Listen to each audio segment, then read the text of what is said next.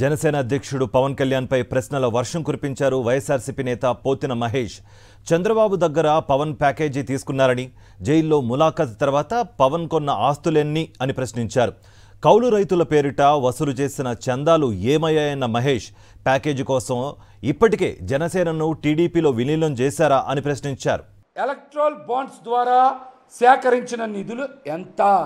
2 కోట్లు, 5 కోట్లు, 10 కోట్లు మీకు ఎంతమంది ఇచ్చారో మీరు బహిర్గతం చేయాలి. ఎలక్ట్రల్ బాండ్స్ ద్వారా సేకరించిన నిధుల్ని బయట పెట్టాలి. దేశంలో అన్ని పార్టీలు కూడా వెబ్సైట్లో బయట పెడుతున్నాయి కదా. జనసేన పార్టీ అధ్యక్షుడు పవన్ కళ్యాణ్ గారు చిన్న అడగట్ల నేను కూడా మీరు రాష్ట్ర ప్రజలకు చెప్పండి. మిగిలి ఉన్న జన సైనికుల్ని, కొద్దిపాటి జనసేన నాయకుల్ని జెండా మూసే కూలీలుగా పవన్ కళ్యాణ్ గారు తయారు చేసి పెద్ద ఎత్తున భారీ ఆర్థిక ప్యాకేజ్ చంద్రబాబు నాయుడు గారి దగ్గర పుచ్చుకున్నారన్నమాట వాస్తవం. పవన్ కళ్యాణ్ గారు మిలాఖత్ అయిన తర్వాత 2023లో ఆయన చంద్రబాబు నాయుడు గారిని కలిసి బయటకు వచ్చిన తర్వాత ఆయన కొన్న ఆస్తులు ఎంత?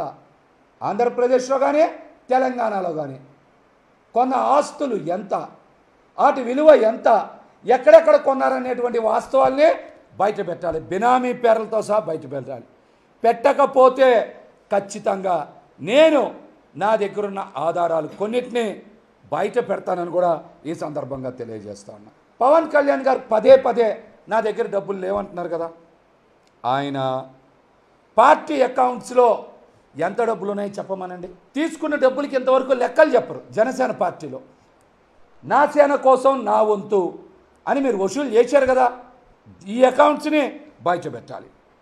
అదేవిధంగా గతంలో మంగళగిరిలో జనసేన పార్టీ కార్యాలయం కొనుగోలు చేయడానికి డబ్బులు మీకు ఎక్కడి నుంచి వచ్చాయి, ఏ ఖాతాలో నుంచి వచ్చాయి అనేది కూడా మీరు బహిర్గతం చేయాలి.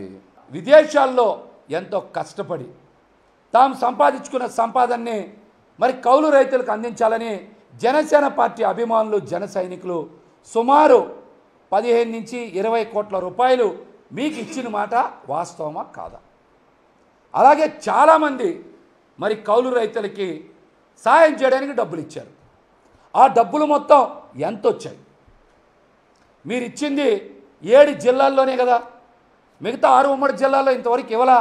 కాబట్టి ఆ ఖాతాలో అంటే కౌలు రైతుల ఖాతాకి వచ్చిన విరాళాలు ఎంత, మీరు ఇచ్చింది ఎంత, ఇంకా ఆ ఖాతాలో ఉన్న డబ్బులు ఎంతో కూడా మీరు సమాధానం చెప్పాలి. జనసేన పార్టీ అధ్యక్షులు పవన్ కళ్యాణ్ గారు జనసేన పార్టీని ఏ ఎజెండా కోసం స్థాపించారు, అసలు ఆయన ఏ జెండా కోసం పనిచేస్తున్నారో ప్రజలకు సమాధానం చెప్పాలి. తెలుగుదేశం పార్టీ అధ్యక్షులు చంద్రబాబు నాయుడు గారిని ముఖ్యమంత్రి చేయడమా, ఆయన జెండా తెలుగుదేశం పార్టీని పైకి తీసుకురావడమా, జనసేన పార్టీని ఎప్పటికీ ఎదగనివ్వకుండా కేవలం చంద్రబాబు నాయుడు గారి పల్లకి మొయ్యడమేనా? అంటే జనసేన పార్టీ తరఫున పోటీ చేసే అసెంబ్లీ పార్లమెంట్ అభ్యర్థులకి టెలికాన్ఫరెన్స్ ఎవరు నిర్వహిస్తారో తెలుగుదేశం పార్టీ కార్యాలయం నుంచి చంద్రబాబు నాయుడు గారు నిర్వహిస్తారంట. అసలు జనసేన పార్టీ ఉందా లేదా? ఎన్నికలకు ముందే విలీనం చేశారా? ముఖ్యంగా కాపు యువతకి ఆయన సమాధానం చెప్పాలి.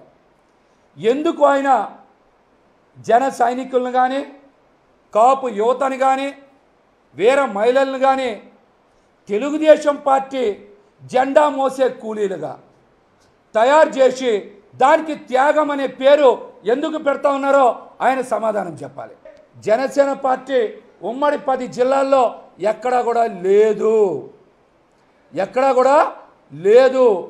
2 గోదావరి జిల్లాల్లో, కొద్దిగా విశాఖపట్నంలోనే పార్టీ ఉంది. కానీ మిగతా ఉమ్మడి 10 జిల్లాల్లో జనసేన పార్టీ నాయకత్వం కానీ, జన సైనికులు కానీ ఎక్కడా లేరు.